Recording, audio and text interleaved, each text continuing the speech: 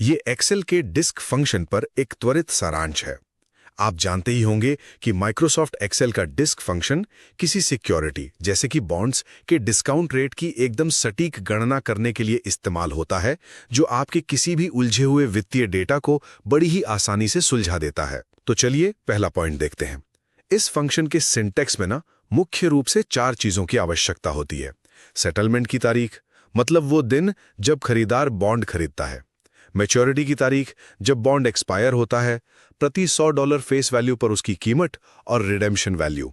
है ना आसान? इसके साथ ही इसमें एक वैकल्पिक बेसिस भी होता है, जो ये तय करता है कि साल में दिन आखिर गिने कैसे जाएंगे।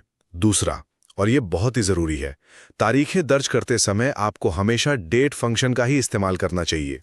उदाहरण के लिए डेट ब्रैकेट में पहले साल, फिर महीना और दिन। अगर आप तारीखों को सीधे साधारण टेक्स्ट के रूप में लिखेंगे ना, तो यकीन मानिए एक्सेल में भारी गड़बड़ी हो सकती है। अंत में आपको बता दूं कि ये फंक्शन गलतियों को लेकर बहुत सख्त है। अगर आपने सेटलमेंट की तारीख को मैच्योरिटी के बाद का डाल दिया या कीमत को 0 से कम कर दिया, तो ये फंक्शन तुरंत नम या वैल्यू एरर दे देता है। सही इनपुट और सटीक तारीखों के साथ डिस्क फंक्शन। नमस्कार। आज हम एक्सेल के एक बहुत ही पावरफुल फाइनेंशियल फंक्शन को समझने वाले हैं, और वो है डिस्क फंक्शन। अगर आप निवेश या बॉन्ड्स के साथ काम करते हैं तो ये आपके लिए बहुत ही जरूरी हो सकता है। तो चलिए बिना देर किए शुरू करते हैं। अच्छा, तो अक्सर जब हम कोई इन्वेस्टमेंट एनालिसिस कर रहे होते हैं तो एक सवाल बार बार सामने आता है ना, कि भाई किसी बॉन्ड या सिक्योरिटी की असली डिस्काउंट रेट क्या है। और ये सवाल बहुत जरूरी है, क्योंकि इसका जवाब आपकी पूरी इन्वेस्टमेंट स्ट्रैटेजी पर असर डाल सकता है।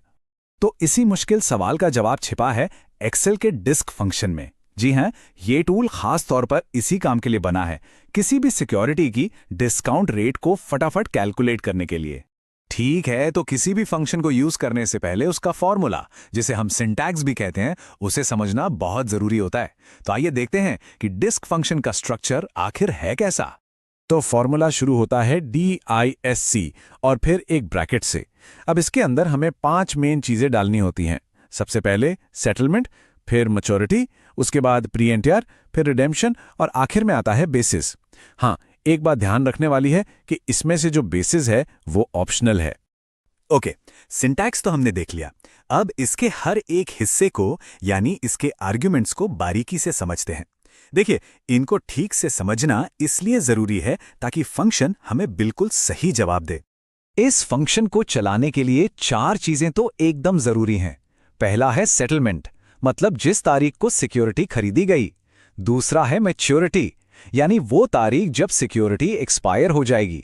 फिर आता है प्राइस या प्राइस, जो सिक्योरिटी की मार्केट कीमत है। और आखिर में रिडेम्पशन, यानी मैच्योरिटी पर हमें जो वैल्यू वापस मिलेगी।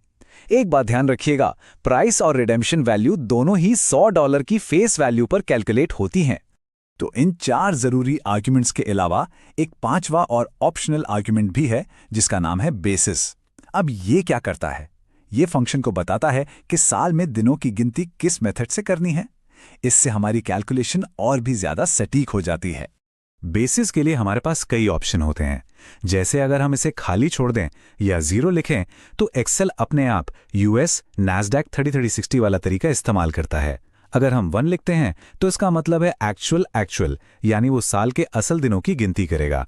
इसी तरह हर नंबर एक अलग कैलकुलेशन मेथड को दिखाता है, तो हम अपनी जरूरत के हिसाब से कोई भी चुन सकते हैं। यहां पर एक बहुत जरूरी टिप है, इसे ध्यान से सुनिएगा। माइक्रोसॉफ्ट खुद ये सलाह देता है कि जब भी तारीखें डालें तो हमेशा डेट फंक्शन का इस्तेमाल करें। अगर हम तारीखों को सिर्फ टेक्स्ट की तरह टाइप कर देते हैं ना, तो एक्सेल कई बार कंफ्यूज हो जाता है और नतीजा गलत आ सकता है। तो ये गलती बिल्कुल मत कीजिएगा।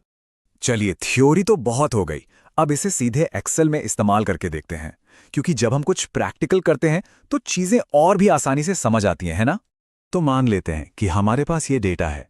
सेटलमेंट डेट है 1 जुलाई 2018, मैच्योरिटी डेट है 1 जनवरी 2048, प्राइस है 97.975 और रिडेम्पशन वैल्यू है 100। और हाँ, बेसिस के लिए हम 1 यूज कर रहे हैं, जो कि एक्चुअल बाय एक्चुअल होता है। अच्छा, तो हमने ये सारा डेटा एक्सेल शीट में डाल दिया है। अब हम फॉर्मूला लिखेंगे equals disc A2, A3, A4, A5, A6। यहाँ A2 में हमारी सेटलमेंट डेट है, A3 में मैच्योरिटी डेट और इसी तरह बाकी की सारी जानकारी अपने अपने सेल में है। और जैसे ही हम एंटर दबाते हैं, बूम, हमें रिजल्ट मिल जाता है 0.001038।